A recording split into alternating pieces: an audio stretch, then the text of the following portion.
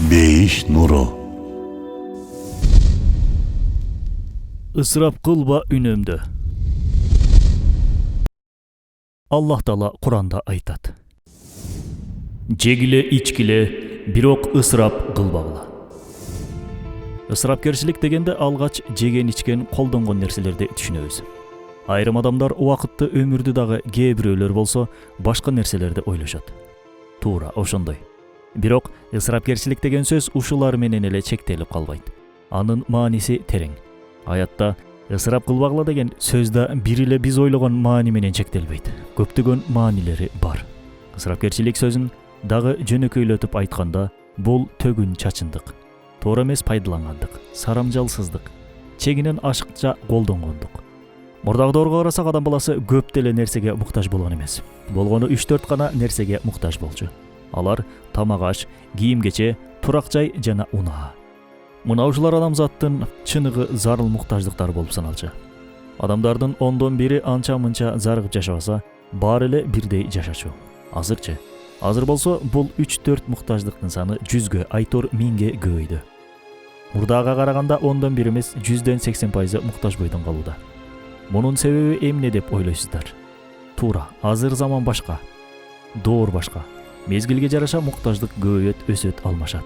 Бирок белгилүү бир чеги да болушу керек. Муктаждыктын 2 түрү бар. Биринчиси чыныгы муктаждыктар. Бул жогоруда айтылгандай тамак аш, кийим-кече жана турак жай. Булар зарыл муктаждыктар деп айтылат. Ансыз жашай албайбыз. Экинчиси бул зарыл эмес муктаждыктар. Биз зарыл деп эсептеген муктаждыктардын көбү чындыгында зарыл эмес муктаждык болуп калышы мүмкүн.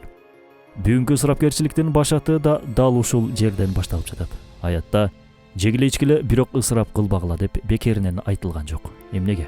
Себеби биз көбүнчөсү ошол нерселерди ысырап кылып, төгүн чачын кылып, туура эмес пайдаланып жатабыз. Мына ошондуктан Аллах Таала төгүп чачындыдан, ысырапкерчиликтен тыйып, үнөмдөөгө сарамжалдуу болууга чакырууда. Аллах Таала бизге чексиз неаматтарды, жакшылыктарды ыроолоду.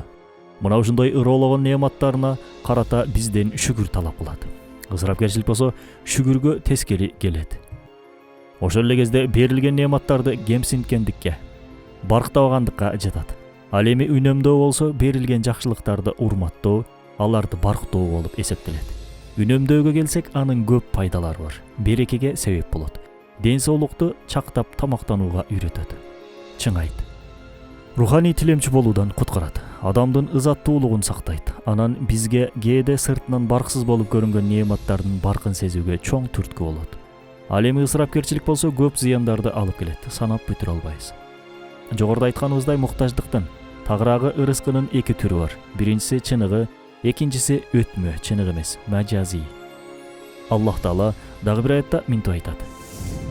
Мен ырыскы бербеген бир да жандык жок. Ушул аяттын өкүмүнө таянсак, демек биринчи ырыскы Аллахтын кепилдигине алынган. Аны менен адам жашайт, өлбөйт. Эгер каалоосун жаман колдонуп албаса, бул зарыл ырыскыны таба алат. Дининде, намысында, ызатында кечүүгө мажбур болбойт. Экинчиси мажази, тагыраагы чыныгы эмес ырыскы. Көпчүлүк адамдар ушул ырыскынын экинчи түрүнөн көйгөй жаратат. Алла берген неамат сыйлыктарды туура эмес колдонуп алышат да, зарыл эмес муктаждыктарды зарыл муктаждыктай көрүп алат. Натыйжада башкалардын кылганын туурап отуруп, өнөкөт ооруга айланат. Анан таштай албай калат. Мына биздин азыркы коомдогу эң чоң ооруу ушул. Муну бизче туурамчылык оорусу деп айтат. Туурамчылык оорусу эмнеден чыгат? Албетте бул оору зарыл муктаждык менен зарыл эмес муктаждыкты ажыратып биле албагандыктан улам келип чыгат. Зарыл эмес нерселер зарылдай, керектей сезилип калат. Мына ушул жерден ысырапкерчиликке жол ачылат. Ысырапкерчиликке жашообузда өрнөк келтирчү болсок, өтө эле көп мисалдар бар. Буга биз күнүмдүк жашоодо муктаж болгон бир эле тамак ашты алып көрсөк жетиштүү болсо керек. Маселен, тамактын 2 түрү бар. Биринчиси баасы 100 сомдук жумуртка же быштак, экинчиси эң даамдуу торт.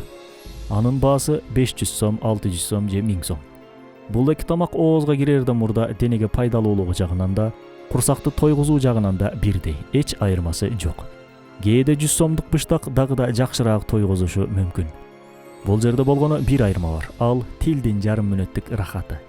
Эки тамактын бирдей экенине карабай, тилдин жарым мүнөттүк жыргалына алданып 100 сомдук тоюмдуу быштактан баш тартып 1000 сомдук тортту тандоо бул албетте жеткен ысырапкерчилик болуп саналат. Эмнеге? Себеби торт таттуу болгон үчүн курсакты эмес тилдин ырахатын ойлодук. Эгер жөн эле курсак тойгозуу болгондо быштакты жемекпиз. Бул бир эле мисал. Дагы жашообузда буга окшогон мисалдар арбын. Бир эле тамак аш эмес, жашообузда колдонгон бардык нерселерди буга салыштырып көрсөк болот.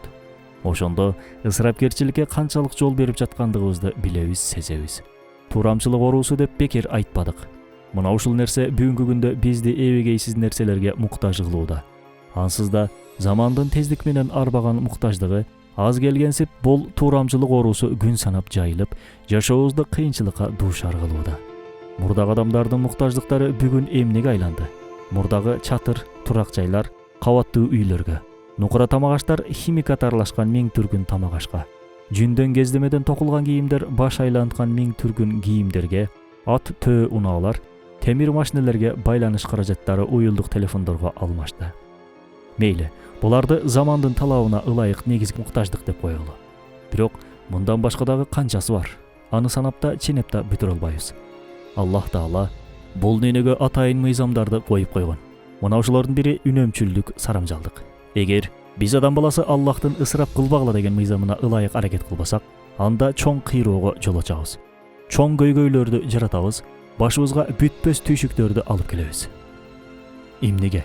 Себеби бул дүйнөдө бардык нерсенин ченеми бар. Бардык нерсенин өлчөмү бар. Биз колдонуп жаткан эч бир нерсе түбөлүктүү эмес. Баары соңунда түгөйт, бүтөт. Ошондуктан ар бир нерсени орду менен пайдаланууга, колдонууга милдеттүүбүз. Антпесек, Аллахтын мыйзамына тескери аракет кылган болобуз. Тескери аракеттин акыбети эч качан жакшылыкка алып келбейт. Акыр аягында анын сөзсүз убал сообун, жазасын тартабыз. О менин бир тууганым, ушундай оор заманда куру намазга алданбай, өз мүмкүнчүлүгүбүзгө, өз шартыбызга карап жашайлы. Ансыз да көйгөйлөрүбүз толтура. Бирөөнү карап, бирөөнү туурап, бирөөнү ээрчип жашагандан эч жерибиз ашыкчы болуп кетпейт. Ар бирибиз өзүбүздөн баштайлы. Үй бүлөгө, айланабызга, коомчулукка үнөмчүлдүктү, сарамжалдуулукту үйрөтөлү. Жаялы.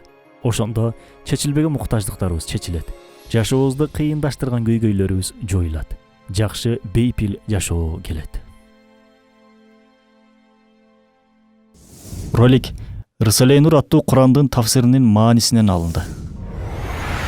Бейиш нуру.